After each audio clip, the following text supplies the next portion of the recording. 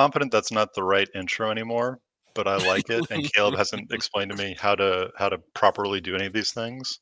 Ah, well, you know. Why can't I hear myself? That's right. Okay. Yeah, All so right. we're not good at this. No, no, We're we're not. back. We're Somehow, not good at any We're not good at doing this regularly. We're not good at doing this when we say we're going to. yeah, We're not good at we will production promise that value.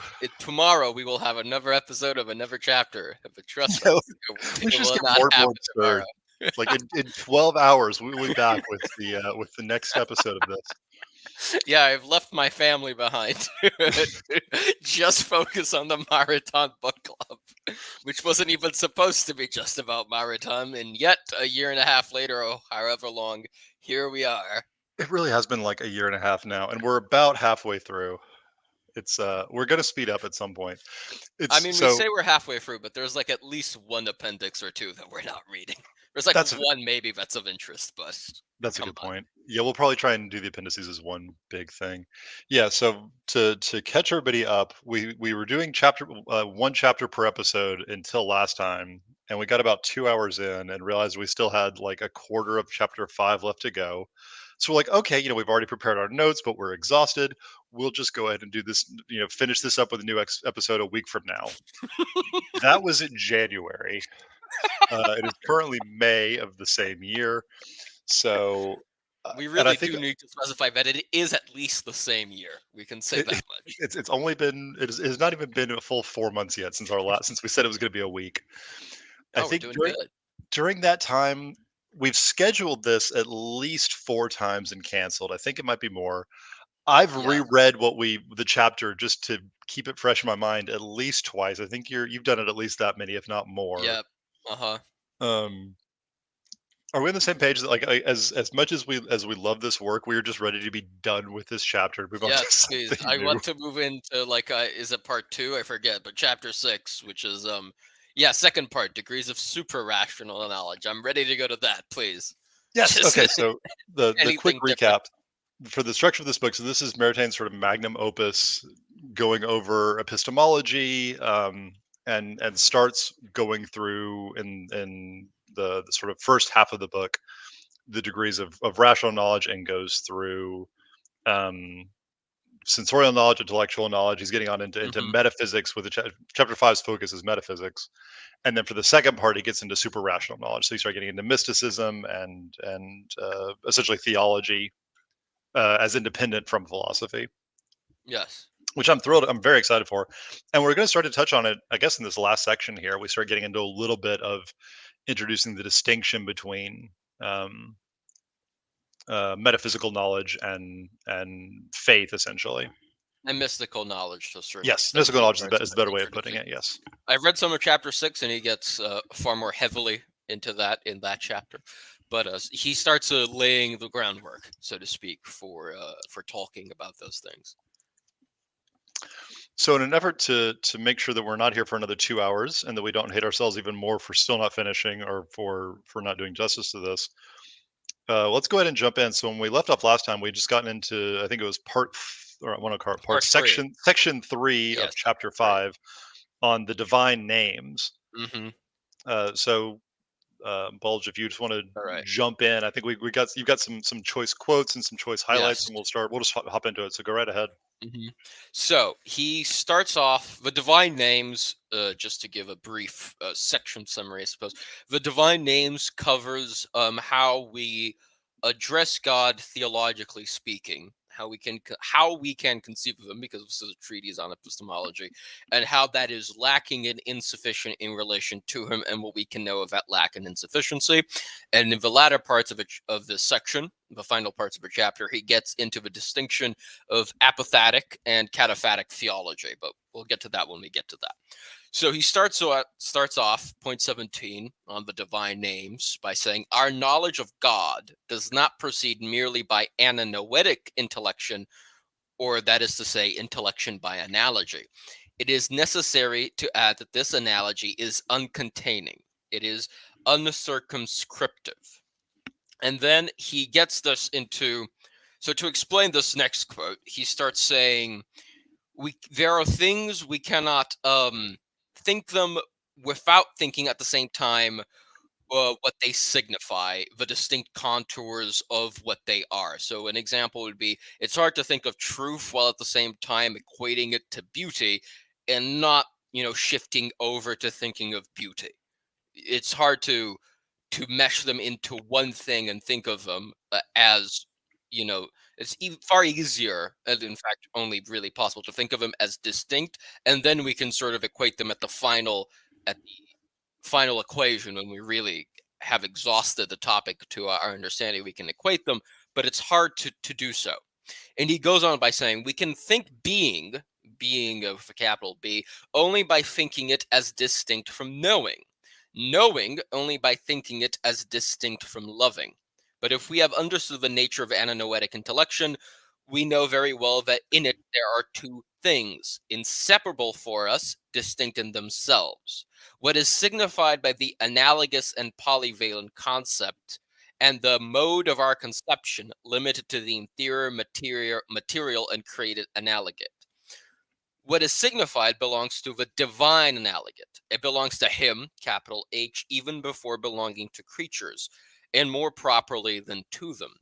Of itself, the name being belongs to God before pertaining to things. The mode of signification in no way pertains to him. This is so not only as in the case of the angels, because this mode pertains exclusively to a material analogate, while the superior analogate is spiritual, but in a much more general and much more radical fashion, because the mode pertains exclusively to a created analogate, while the superior analogate is uncreated. The way in which I conceive being is absolutely deficient in relation to God. That's the main point of that little paragraph there. And unless you want to interrupt me here, I'll continue. Please. Halfway through the next paragraph, he says, being, knowledge, and goodness are in God formaliter eminenter. So that is to say, formally and eminently. In other words, according to what is signified by these concepts, which remains and does not perish, but in a mode not only, as when they are said of an angel, superior to that in which being, knowledge, goodness are in the things in which I grasp, but so much superior that these intelligibles lose the delimitations which distinguish them, and without which I myself cannot conceive them. So just to that might be a little weird way to phrase it, but he's saying that in God, these intelligibles, being knowledge, truth, goodness, they lose their distinctions. They don't remain different. They're not distinct anymore.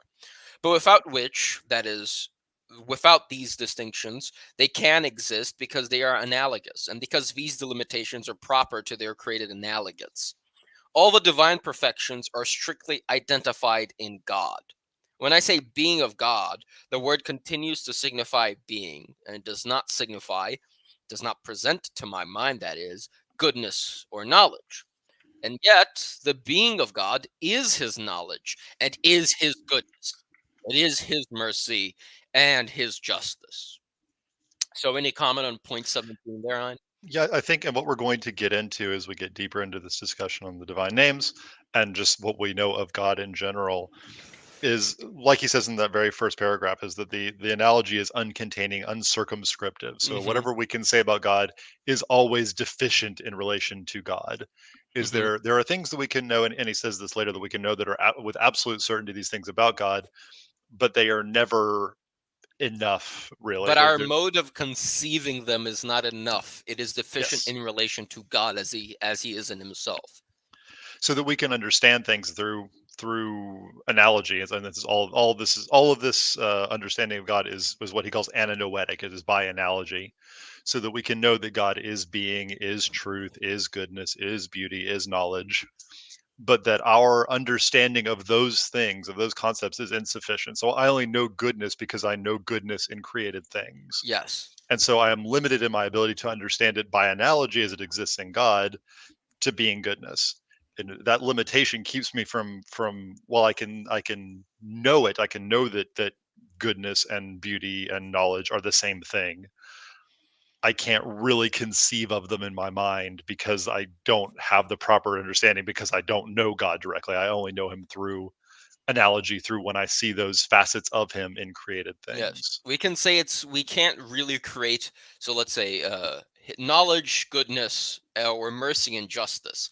It's hard to create a third category or a third name which unifies mercy and justice, or unifies knowledge and goodness, and also captures every detail of knowledge and goodness. And this isn't a deficiency in God. This is a deficiency in our modes of conception, because of how we know things in material analogies. Exactly. Yeah. So So, continue to 18. all right. Continuing on to 18, I basically highlighted the entirety of the first paragraph. Point 18. Thus, the deity is above what circumscribes the concept of being. If the idea of being existed apart like a Platonic archetype, it would remain indefinitely superior to God. And yet, God is being itself, subsisting per se, ipsum esse per se subsistens. The name, he who is his proper name par excellence. The concept being passes to God with its proper intelligibility, and the law of being as being, the principle of identity, continues to be verified in God, or rather, begins by being verified in him. That is not to say that God would be subject to the principle of identity as the Styx or the Fates. But if this principle is a law of being as such, to which all created and creatable things are subject, it is, in the ontological order, because first of all God exists, in whose very essence and thought this axiom has, as all the eternal truths, its root and foundation. Our knowledge of God is subject to it. God himself is not subject to it. God renders it necessary with his own necessity, so that to annihilate the truth and the necessity of the principle of identity, it would be necessary to annihilate first the divine essence. For our knowledge, which sets out from below the divine being, is one of the analogates of the concept of being which precedes it. In itself, it is the divine being which is first, giving a basis to the intelligibility of analogous being, and infinitely transcending all created or creatable being. So, you want to finish chapter 8.18 before commenting, but I think there's plenty there already to comment on. Yes, the first thing I wanted to point out is that there's a quote in there when you mentioned as to fate, as to Styx or the fate, saying is Yes. God subject to the principle of identity. That's a quote from Descartes. So one Yeah. of the Oh, few yeah. times That's true. we're actually gonna focus on a footnote very briefly. Yes, I was I'll just thinking read of that the too, doing my reread yesterday. So good catch. I've forgotten about it. but yeah, the Descartes quote is to say that these truths are independent of him, capital H, is in effect to talk of God as of a Jupiter or Saturn, and to subject him to Styx and the fates. So again, Descartes also sort of realizing this idea, which I think is such a cool thing, is Mm-hmm. we talk about something like the principle of identity and say, okay, does which for those that don't know, I would summarize as that which is things are what they are. A is A. Yes, well, To quote our favorite Ein, Saint Rand. the blessed Saint Nine. Yeah, a thing is what it is. Okay, so is God subject to the principle of identity? And this is such a I think a beautiful and cool way of thinking about it is that's not that he's subject to it. I mean, he is superior to everything, but because it is true in him, because he is what he Mm-hmm. is in such a complete way, that is what imbues the principle of identity with its axiomatic power. That it is true in him first because of it, and it is because of what he is, and from that the principle of identity flows to created being.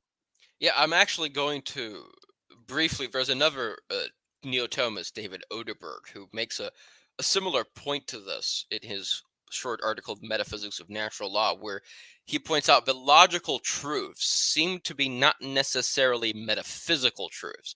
So maybe it could be that there might be a possible world where the principle of identity is not the case, but that would be a world with a different God, in which God is not what he is, and yet because he is that itself in the ontological order, his being is precedes the principle of identity.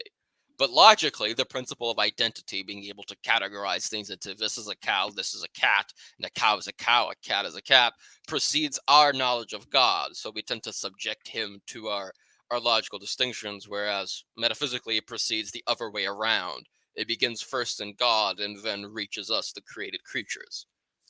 And that reminds me, something a point that we've made previously in this a couple of times is that reversal is often how things go with our knowledge. Is we know because we know created things first, because we know sense knowledge first, and from that we deduce principles and deduce reality and deduce all metaphysics. All of our metaphysical knowledge is deduced from lower things, but the reality of those things proceeds from the top down.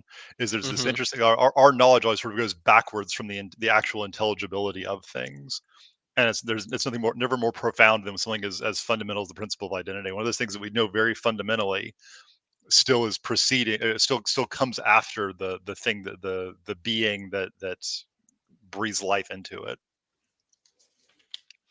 And any more comments before I move No, on? please continue. There's just one short quote of St. Thomas in paragraph 2, and then I'll skip to the fourth paragraph, which is whatever from the intellect conceives, God subdues it by his eminence, says St. Thomas, echoing St. Augustine and St. Boethius. I just highlighted that because it was one of the few notes that I bothered to translate from the Latin because I was so interested in what it said. Most of the time, I tend to either get through my very shoddy Latin and not really understand it. But this was one of the few that I thought was really worth highlighting in because we're talking about our mode of conception of God, so it's worth quoting Saint Thomas here. Mhm. And then in the I, fourth paragraph, oh, go ahead. no, I was going to say my hats off to you for translating one of these, because there is as we've mentioned many times, there is enough quoting directly from either St. Thomas or whomever else in their vernacular Oh, that he'll quote them that in the original. I bet I don't think he's quoted Aristotle so far, but I wouldn't doubt it if he quoted in the Greek. he definitely did. I wasn't sure. I'm not sure if it was Aristotle, but there was. I There was definitely Greek. remember You're Greek right. earlier. Yeah. Yeah, there was definitely Greek by like chapter 3 or something. I remember having no idea because there was one letter that wasn't included in my math classes. And so I didn't know how to pronounce You it. know what it And I was? didn't know that's honest. I can pronounce like most Greek words just because I know how the letter sounds. Because in Mhm. maths we just use it all the time in like calculus or whatever. But Yeah, so going on. hats off to you for because I've translated virtually none of these. If I wasn't familiar with the concept, or if he doesn't explain it after the quote, Mhm. I just have to move on because it pages and pages and pages Yeah, of indeed. Latin. Yeah, I have not done the footnotes. Trust me on that one. Uh, but yes, on chapter on paragraph 4, just to give a brief Sure. summary of it, is he details how our knowledge of God operates, but never penetrates his mystery. So, to reading now the actual paragraph itself, previous reflections have given us in advance the meaning of these formulas, in which it would be vain to seek a shadow of agnosticism or of semi-agnosticism. The first does not signify we do not know what God is, in the sense that we would not know what predicates should be attributed to God intrinsically and in their proper sense. For we know of certain knowledge, more certain than mathematical knowledge, that God is simple, one, good, omniscient, all powerful, free, etc., etc. We are more certain of a divine perfections than of our own heart. This formula signifies we do not know of God what he is, in the sense that we do not attain in itself the quiddity, the essence, the isness of God. We do not know in what the deity itself consists. For when we attribute to God one or another predicate, it is not his essence formally seized as such that we attribute to him. It is a perfection which is certainly contained in that essence, but which we can only conceive as it exists elsewhere. Indeed, that a predicate be attributed to God is itself a result of our inadequate way of conceiving. In him there is no duality of subject and predicate. To know him as he is could only consist in an absolutely simple vision. Any comment? I have nothing to add. It's I could try and restate it, but I think it is beautifully put. Yeah, the summary really is the last sentence. To know him as he is could only consist in an absolutely simple vision.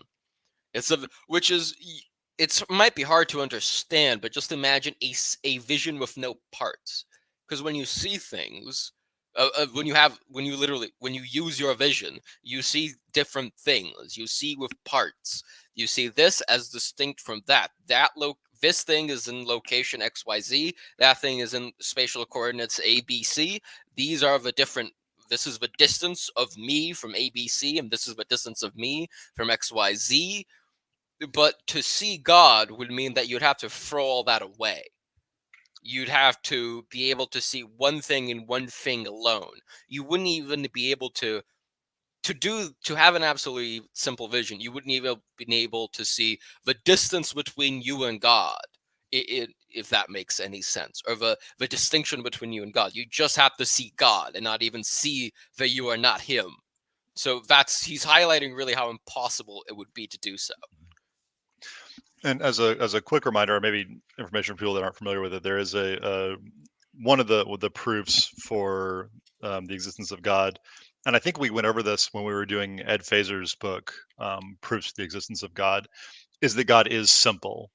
Is Hmm. that God is one? There are no distinctions within God. God is what He is, and He is completely simple. So when I think it sort of underlies a lot of what Maritain is saying here. But we have all these different well, for us, are predicates that we attribute to God, and in God they are all one and the same thing because He is simple. He is one, and He is complete. He is perfectly unified.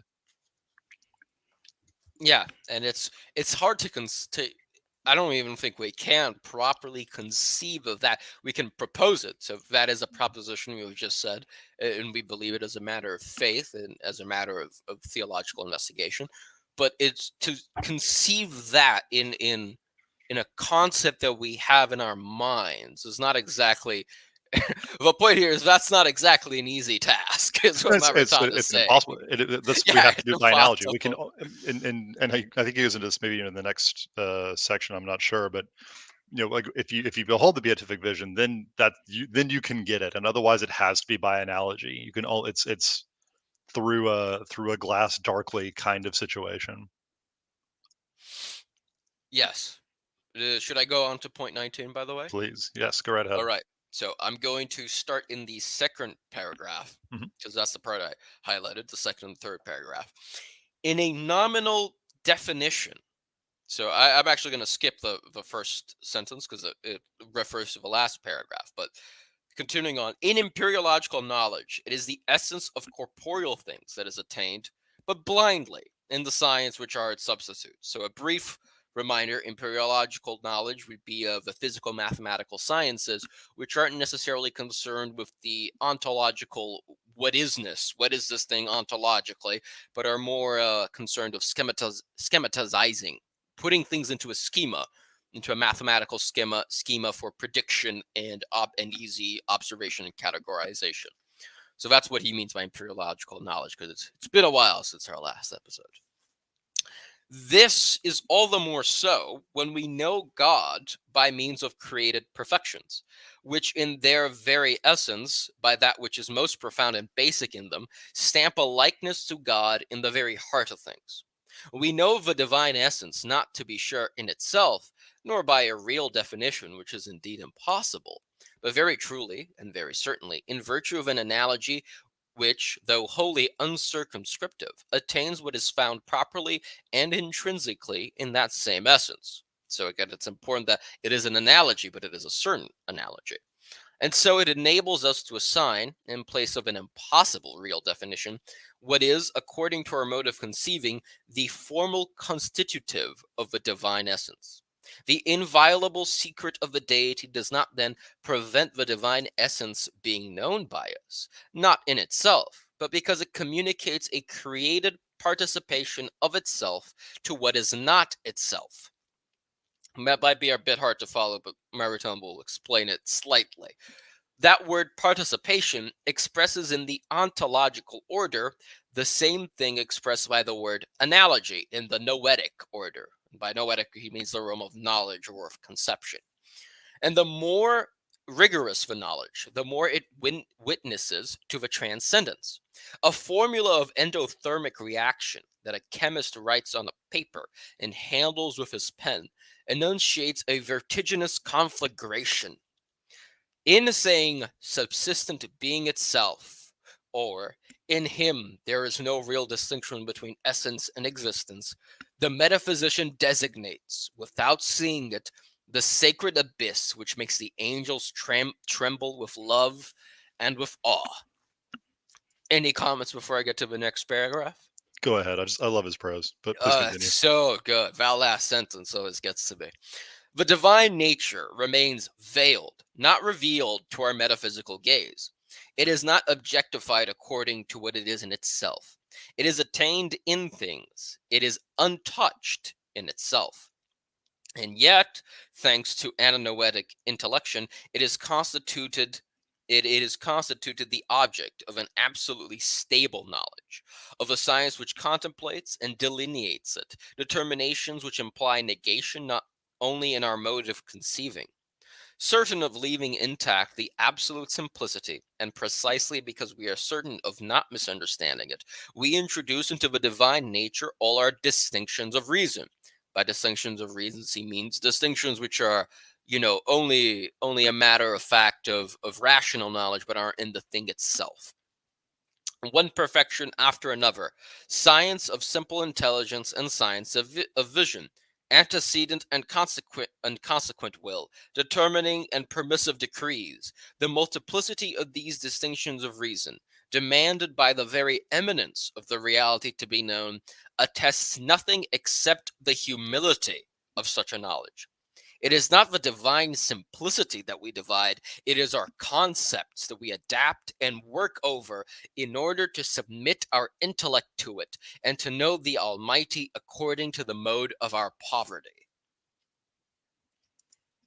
So, I'll remind, I guess at this point, very long time listeners that the introduction of this book was on the poverty and majesty of metaphysics. mm-hmm.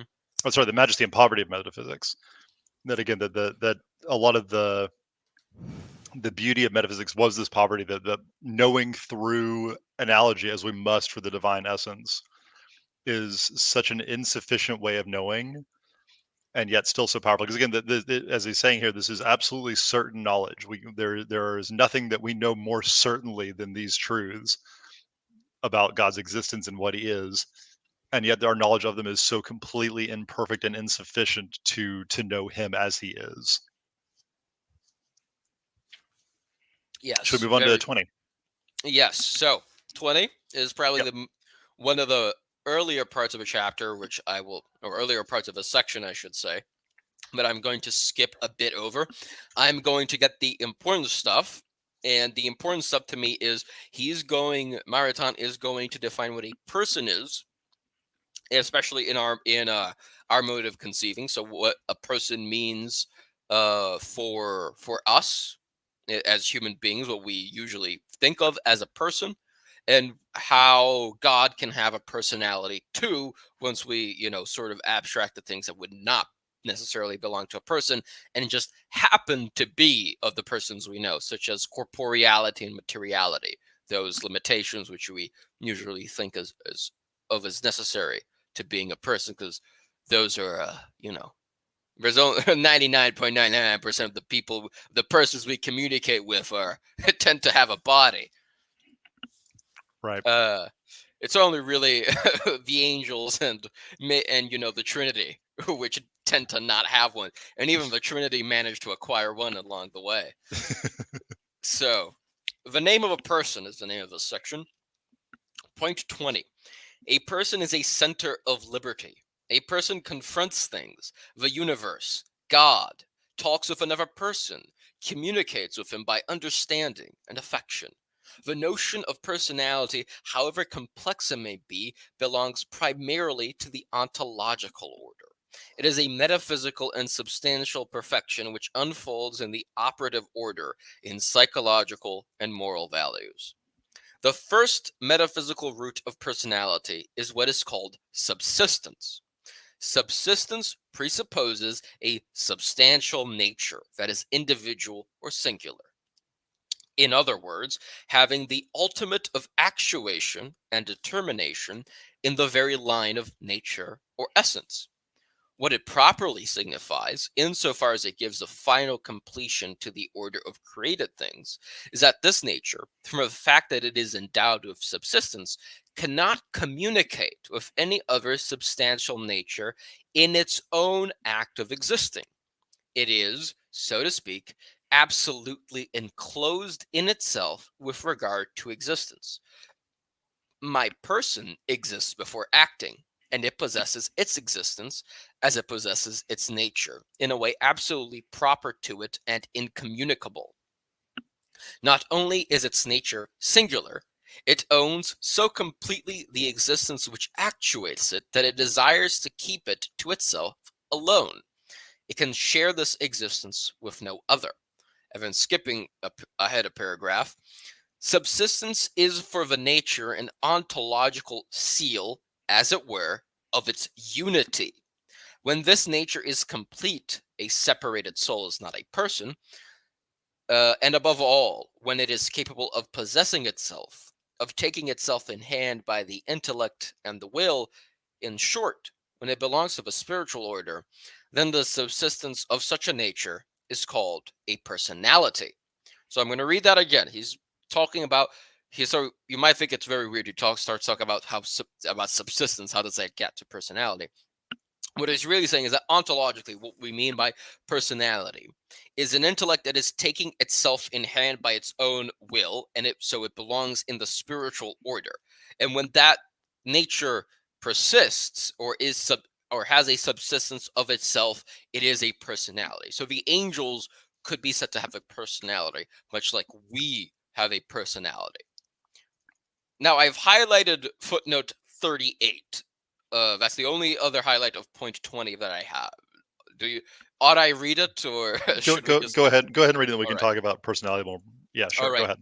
The created and finite subsistence of Peter signifies that no other substantial nature can communicate with him in the act of existing. If we pass to the uncreated order, the uncreated and infinite subsistence of a divine nature signifies that it cannot communicate in the act of existing with anything which is not itself, or which is not, or which it itself is not already. Each divine person is God, and thus each exists with the same common existence, which is the uncreated essence itself. God is eminently all things, and thus the uncreated subsistence of the Word, since it is infinite, can quote unquote terminate and cause to exist with divine existence a finite nature without its own subsistence, hypostatically assumed.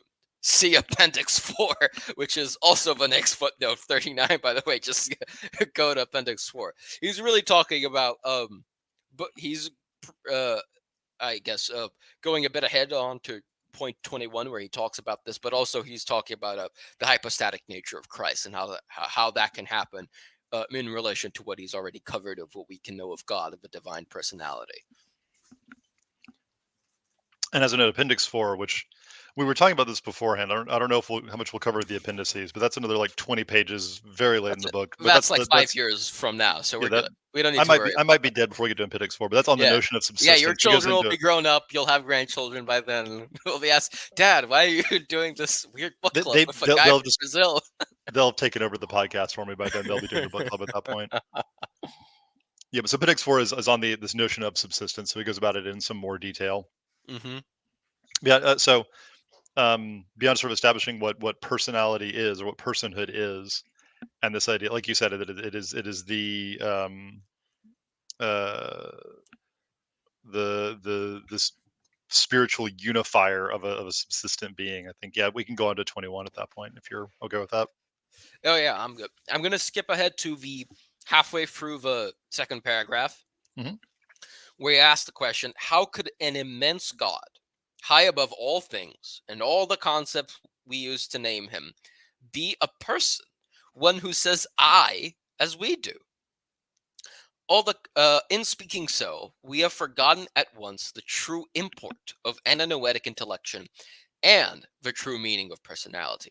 We cling to images, both to represent the divine eminence to ourselves and to think of a person. All that the current use of the word personality implies of the laborious and the limited, of the indigent and the complicated together, of the return to a wretched center and to wretched designs, the whole anthropomorphic charge of which this word is burdened. And is that surprising? It designates in man the fullness of the human. This stems uniquely from the union in us of personality with individuation, and therefore it comes from our material condition. We must free the notion of personality from this dross in order to grasp it in its transcendental value and in its ananoetic force. There remains the great ontological notes to which we have called attention. Individuality, which is not individuation. Individuation by matter is a condition exclusively proper to corporeal things. Unity and integrity, subsistence, intellect, will, liberty, the possession of the self by the self. The notion of person, says St. Thomas, signifies what is most perfect in all nature. Think of what an angelic person must be. Such a one is still a created subject, but each exhausts by himself alone a whole specific essence. Finite in relation to God, he is infinite in relation to us. He subsists immutably above time, a mirror of God and of the universe. He is a person transparent to himself, who grasps himself completely in one word, which expresses his very substance. He knows all things in the depth of his self-knowledge. His liberty only forever definite acts. It is among the myriads of pure spirits, humming from the topmost to the lowest, with intelligible communications and conversations with soundless words, that the concept of person begins to reveal itself in the amplitude and purity of its trans-intelligible analogates. In reality, as soon as one leaves images behind in order to think of a divine transcendence, it is clear that it demands personality and absolutely and necessarily. Personality is the seal of that transcendence. Without it, the ocean of infinite perfections, however high above all thought they may be recognized to be, would not achieve separate existence.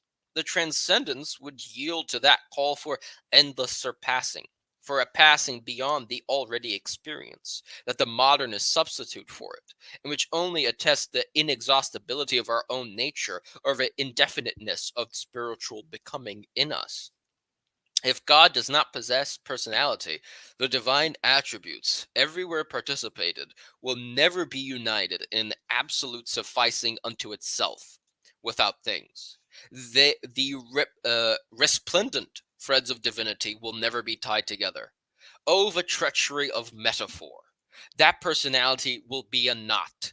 A synthesis of the diverse is its proper condition in the created. But in its uncreated analogate, it is nothing but pure simplicity. In pure act, there is absolute unity, absolute integrity of nature, absolute individuality. In other words, perfection of nature to the ultimate degree.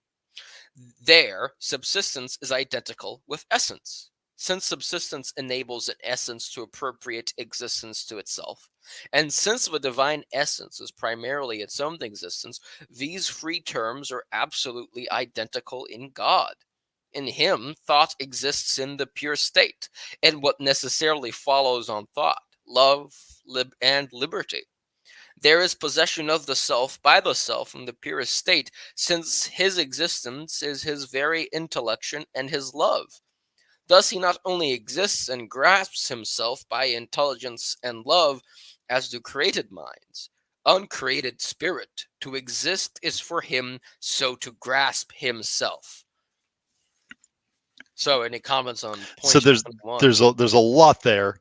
Oh Um, yeah, yeah. I'm gonna say, but he goes on in point 22, which I didn't even highlight. I just said, should I read all of it?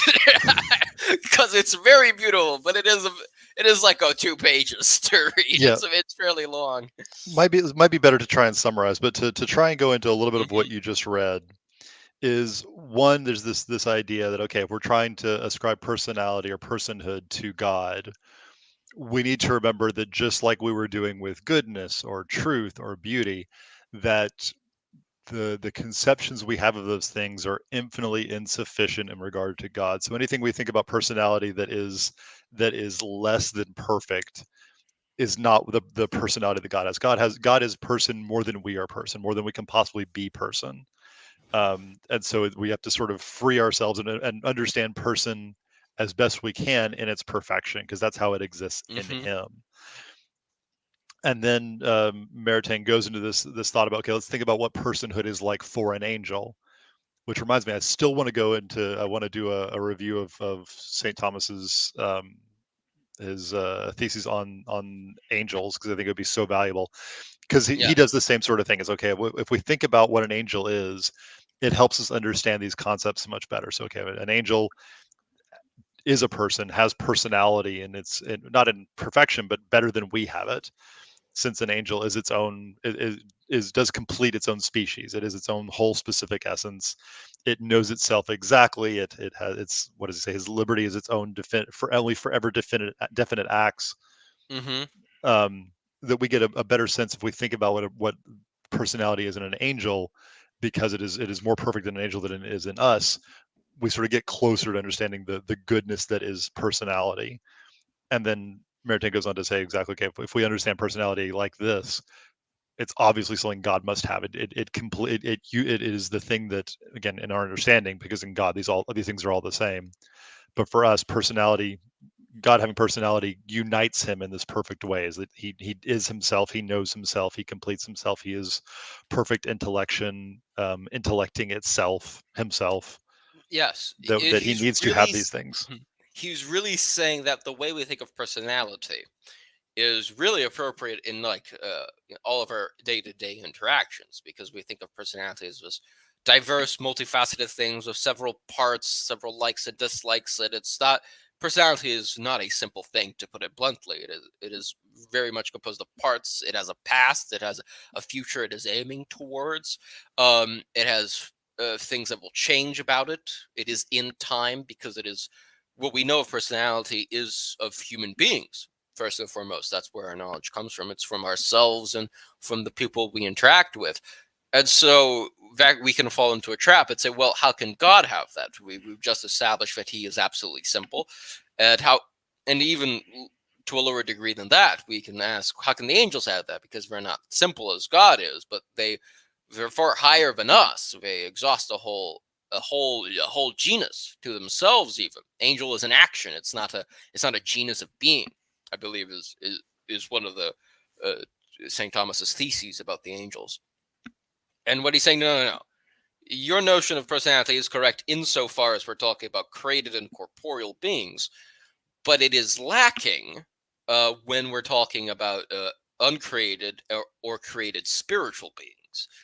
You see, you're associating the notion of personality with essentially a bunch of other things, because the notion of personality in human beings is inseparable from animal nature, from the rational animal or rational animality, much like the notion of rationality in human beings is inseparable from the notion of animality. We're one and the same. There isn't a human being that's just reason, and there isn't a human being which is just animal.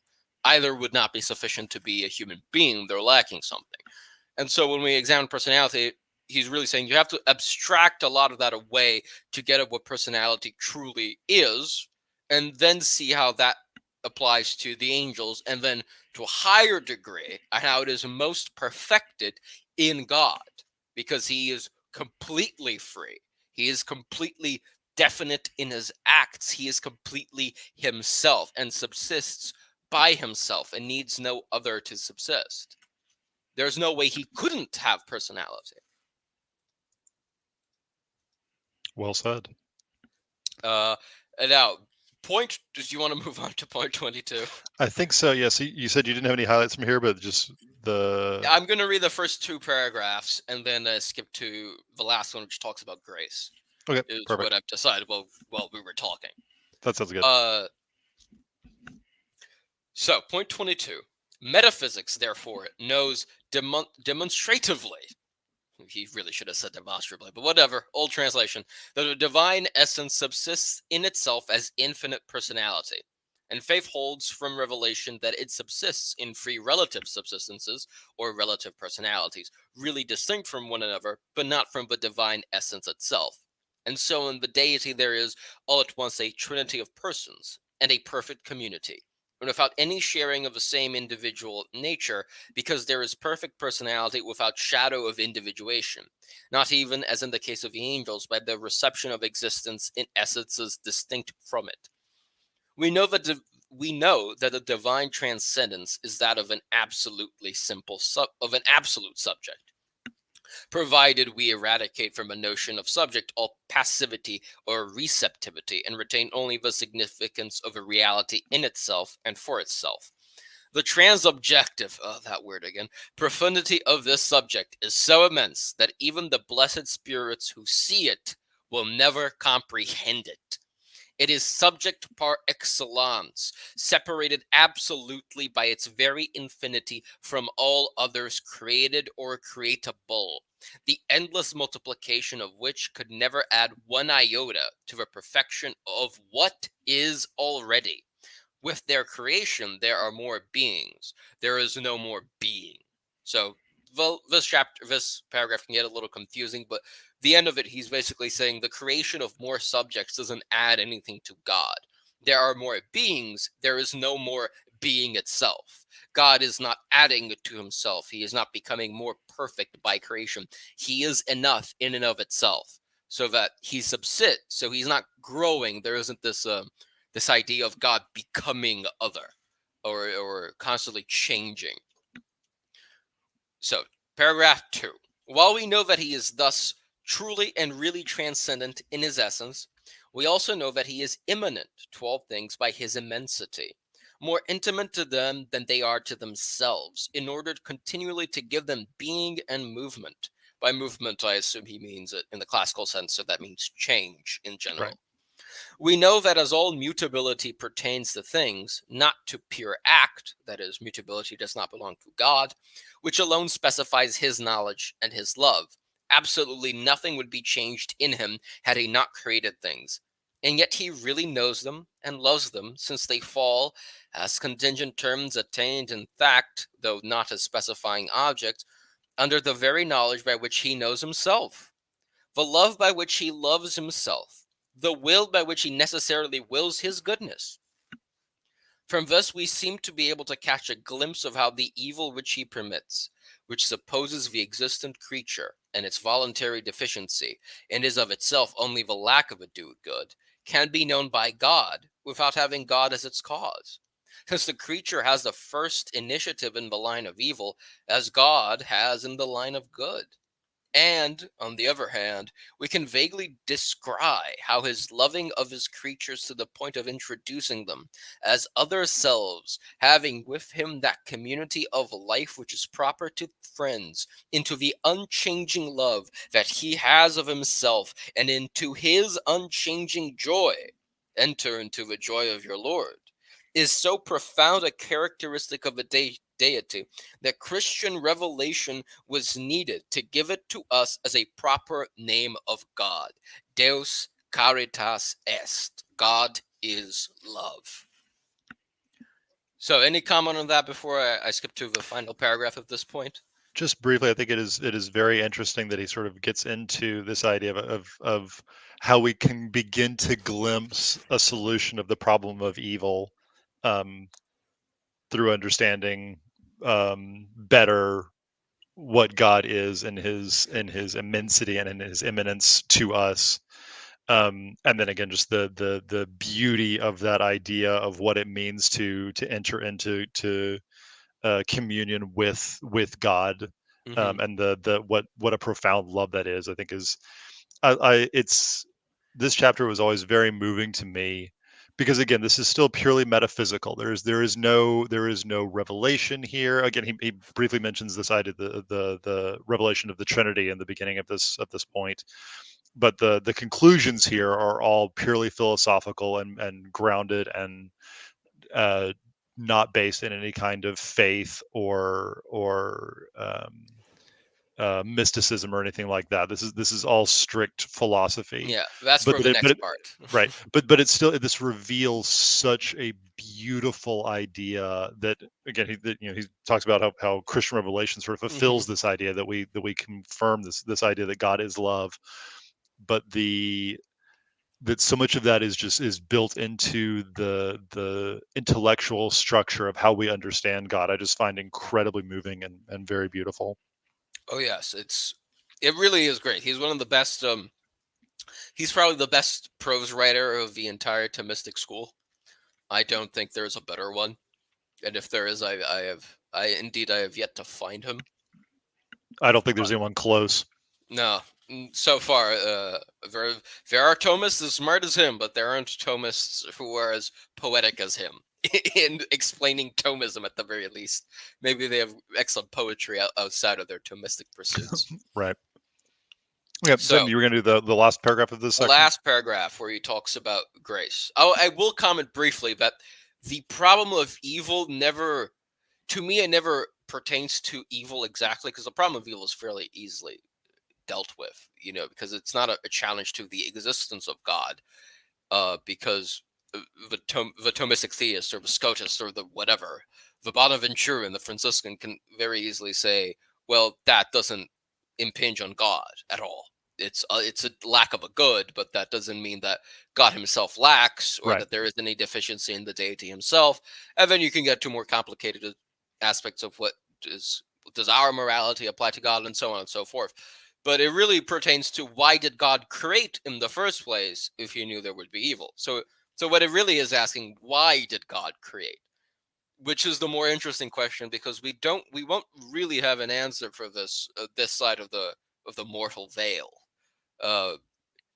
There's no way to really achieve it except to say that it is the mystery of love. Mm-hmm. We can't truly, there isn't like a propositional solution to why did God create.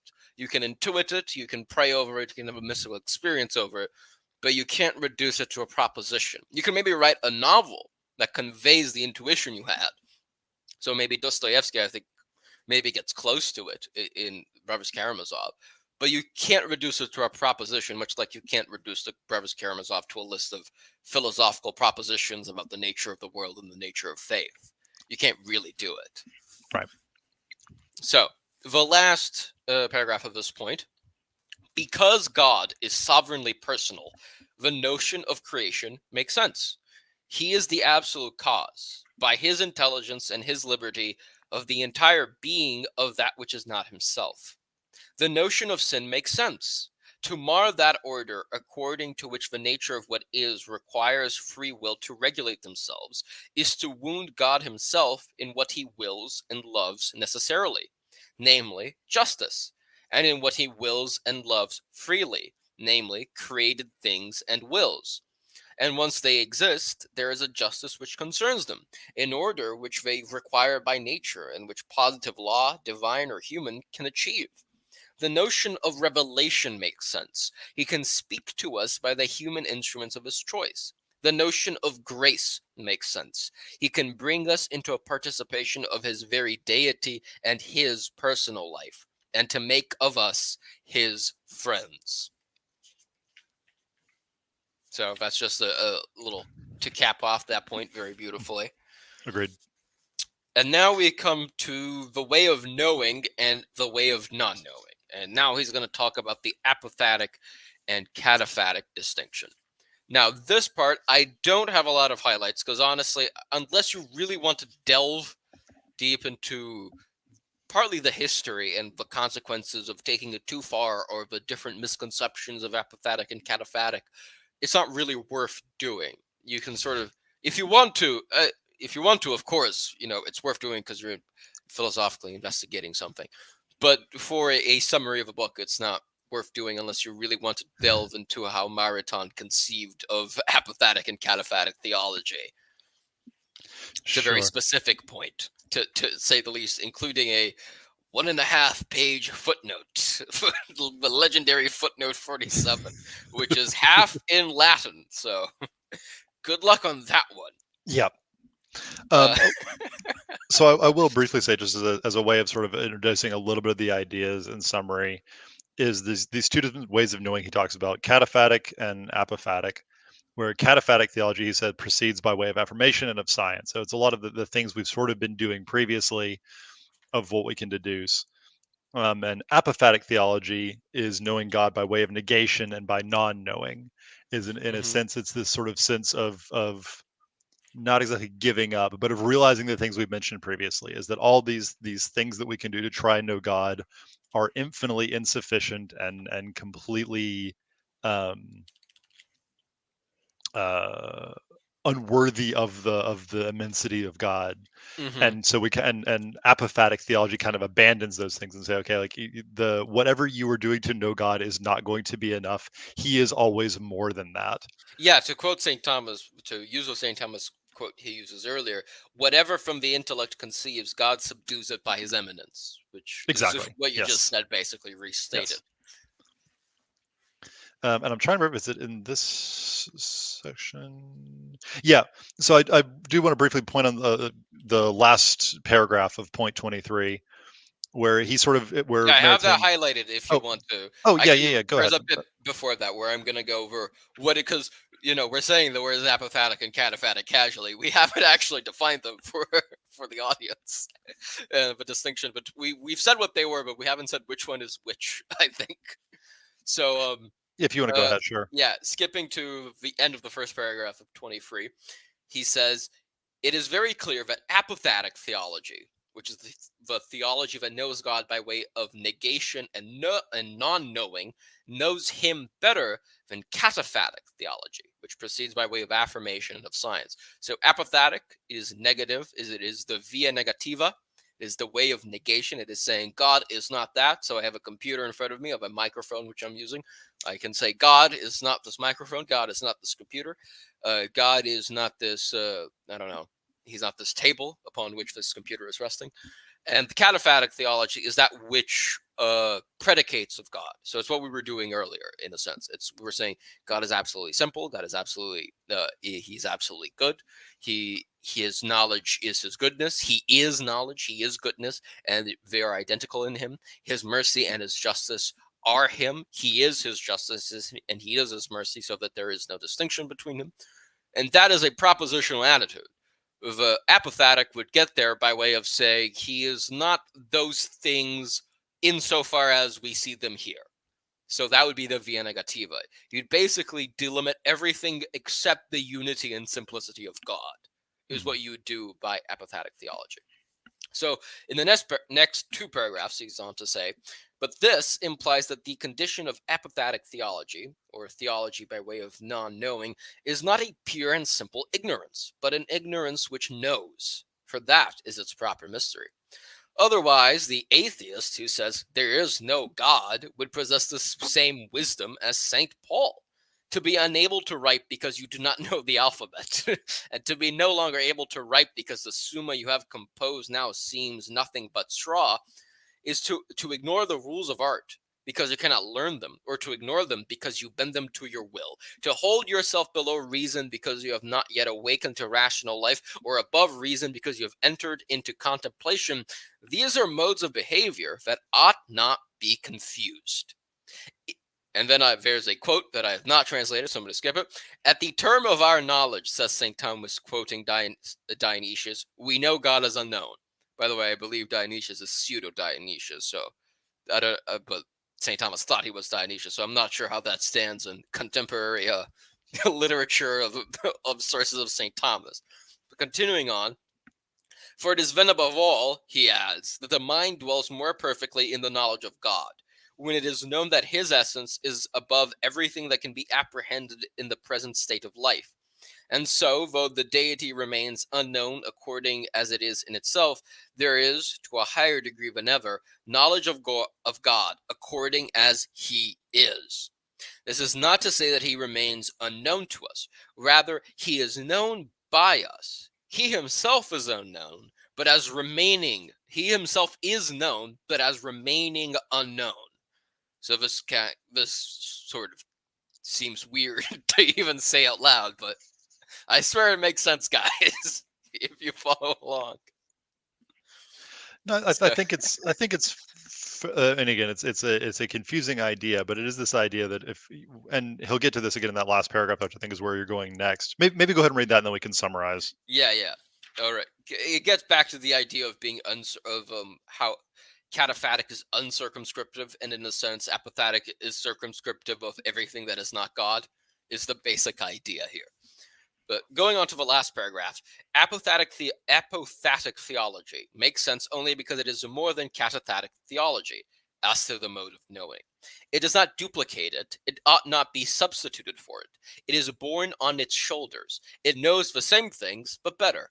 It is negative not because it simply denies what the other affirms, but because it attains better than by affirmation and negation. That is to say, better than by communicable propositions, because it experiences by way of non knowing the reality that the other affirms and will never be able to affirm sufficiently. If an ignorant shepherdess can be raised to such wisdom, it is true that she is ignorant of metaphysics and theology, but it is not true that she is an ignoramus. She has faith, and by faith she holds in their divine source all the truths that the theologian expounds in the sweat of his brow. And if she is ignorant of cataphatic theology, there are others in the church who are wise in it. On the ladder of knowledge, cataphatic theology is a step which of itself precedes contemplation, and which ought to lead to it. There is no more revelation for the contemplative than for the theologian. The field of his knowledge is not more extensive, his knowledge is simply more penetrating and more unitive, more divine. There is no supernaturally accessible object that can be attained by contemplation that dogmatic formulas do not proclaim, and do not proclaim infallibly, and with perfect exactitude of absolute truth, but in the way of attaining the very things that dogmatic formulas teach, in its manner of knowing, mystical theology is higher than speculative theology. So, you want to comment on the point 23 now? Yeah, so I think it gets into this very cool idea, and it's this that if you are proceeding as he does in the text overall, right? We start with the degrees of rational knowledge, and then move on to the degrees of super rational knowledge. It's that cataphatic theology precedes apophatic theology. It's with the completion of cataphatic theology when you sort of say everything that you can say through what reason and the senses tell you, that you move on to apophatic theology, it is above what is known. Like he mentions earlier, where he says, if you don't write because you don't know what letters are, or you don't write because the summa seems as nothing but straw, those Mm-hmm. aren't the same thing, right? It's that point when you've Mm-hmm. moved beyond, you've realized the insufficiency of your own reason and of your own ability to communicate these ideas, is when you move on to this contemplative, um, Yes. kind of divine knowledge. And I think there's an interesting part. It seems like Merridin's kind of wrestling with himself, or wrestling with this idea, because he understands the beauty and the value of apophatic theology, and understands that it is transcendent, and the contemplation of the saints is superior to anything you can do in terms of just metaphysical or speculative theology. Mm-hmm. But he is so invested in doing speculative theology that it's such a core, and it's an important thing. Like he says, that there's nothing. Apophatic theology doesn't reveal anything, or doesn't share anything with you that speculative theology doesn't. It just does it better. It It just goes does it more. deeper Yes, into the exactly. propositions already stated by so it's basically, if I can get an example, a cataphatic theology would say we know God by analogy, and we know by analogy that God is goodness, is truth, is beauty.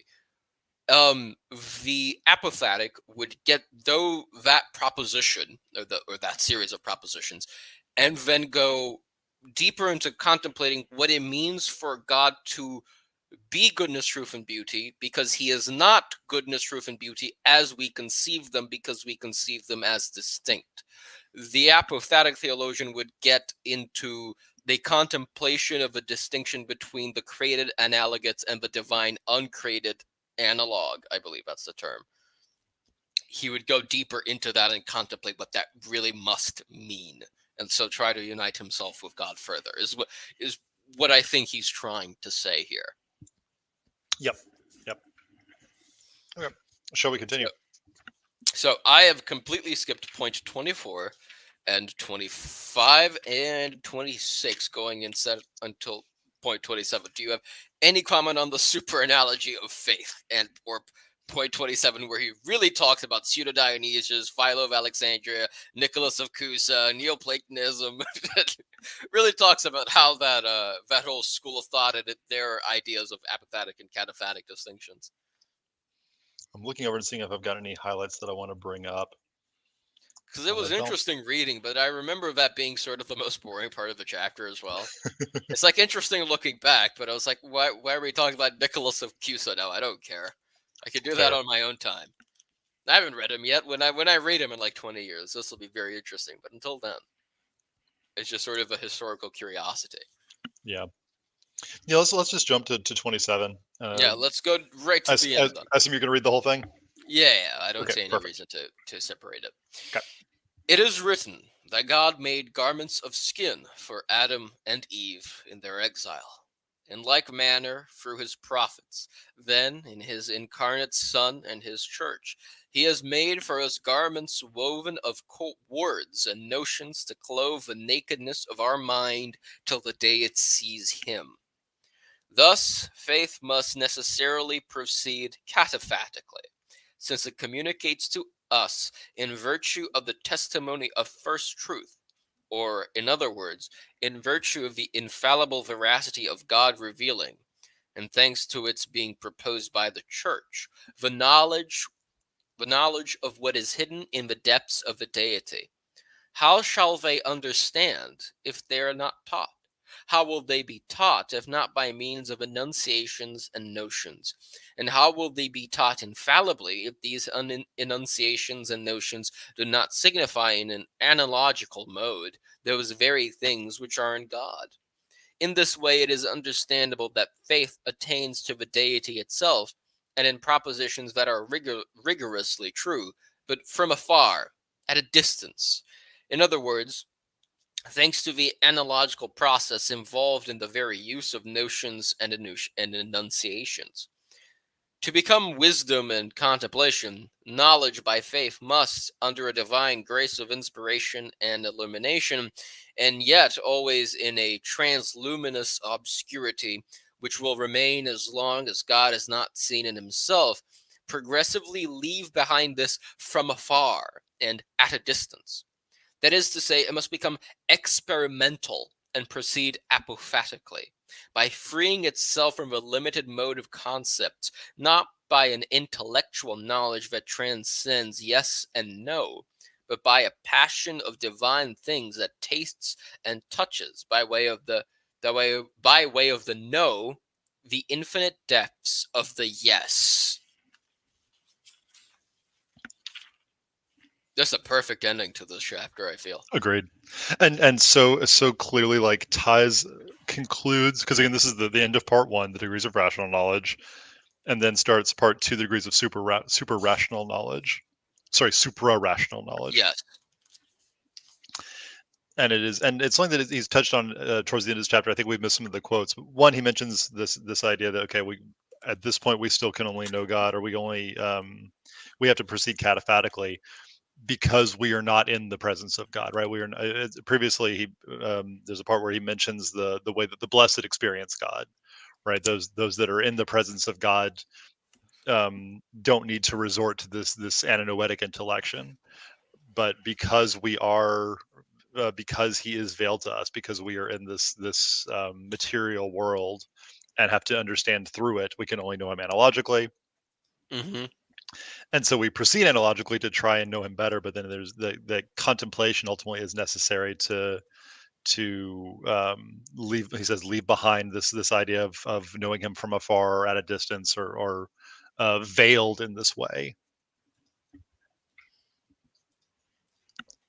Yes. Do you have any concluding thoughts from you on this, or anything you want to add? I just think that he probably really wrote one of the best analogies or metaphors for. I guess it's an analogy because he says it is like, or a simile, where he says the cataphatic knowledge is much like the garments of skin that God made for Adam and Eve.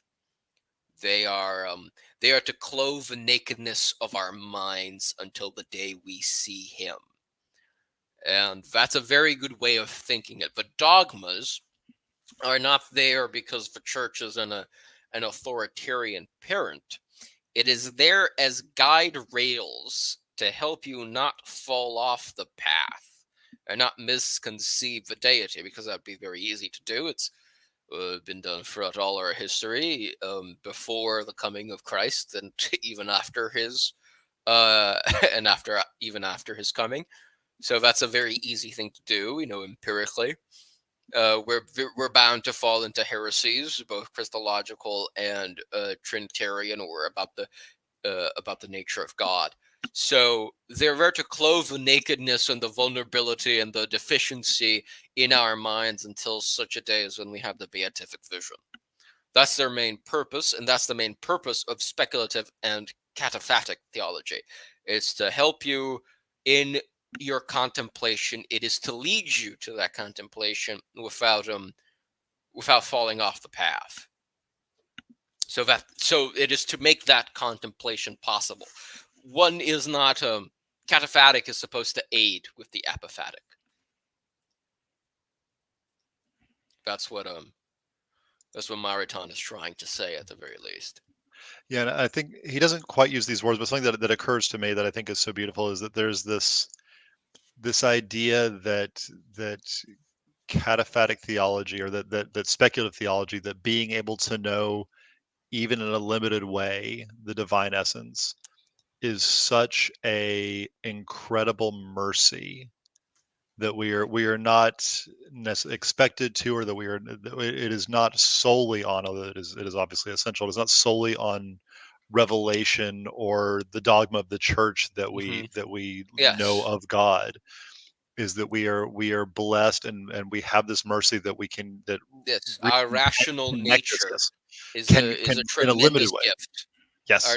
Yes, that's what and he's a, and getting a, and a, to. and a tremendous gift to help us to know God, that ultimately our reason exists. I mean, we exist to know, and to know him, and that is our And to rationality is know such a most gift to perfectly know. is to know him. Yes. Yes, exactly. And that rationality allows us to do that, at least in a very limited way, and that it can be built on by revelation and the faith of the church and the teachings of the church, but that the root can be in our reason, is such a profound gift and act of mercy. Like, again, analogous to providing garments for Adam and Eve after the fall. Is it to Yes. clothe us? It's I think it is yeah, it is enough to bring you to tears. Marathon is indeed, he's the only Thomist creator which can do that. Yep. With both tears of beauty and tears of frustration as well. He can do both in the space of a few pages. He's really an incredible metaphysician. All it takes is one paragraph of prose and one diagram, and you'll be crying for multiple reasons. Oh yes, I remember I made a joke on Twitter. Someone was discussing philosophy of mathematics and what are numbers, and I just posted Marathon saying, "They're Praetor real. Here, check out these charts I've made. They explain it all concisely." There's just like complete, for the uninitiated, and even for some of the initiated, it's a fever dream to see though. I miss the charts. I hope we get I know there's at least one crazy one we get in the following chapters, but it'll be a while until we hit it. It's far later on, but it seems charts are more appropriate to not super rational knowledge. They're just rational knowledge, which I'm thankful for. Great mercy of God to do that There for we go. us. There we go. All right, so that concludes chapter 5. That concludes part 1.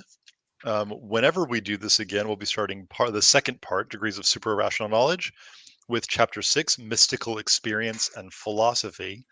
I'm hoping it's going to be this summer. I'm gonna optimistically say we'll get to it in June, We'll which do it means tomorrow. it will probably, yeah, or we'll do it at 6 a.m. tomorrow, going live. Actually, Which 30 minutes from now, we're going live again. We just need 30 minutes to read the chapter and take notes, everyone. we're not. We'll just live read the whole thing. We're not, no Yeah, more well, notes. We'll just do it on the fly. my So family doesn't need me. We can just do this right there we now. go. which realistically means we'll probably end up doing this maybe by Christmas. We'll see what happens. No, We didn't I'm specify. Notice I didn't specify which which year year? this Christmas is in. But it will be by some Christmas at some point in time. Yes, but by maybe, hopefully. By 2033, we will have done at least chapter 6. We can promise that. I can't promise that. I will hope for it. I give no guarantees. Okay. But with that, any final thoughts or anything else you want to add?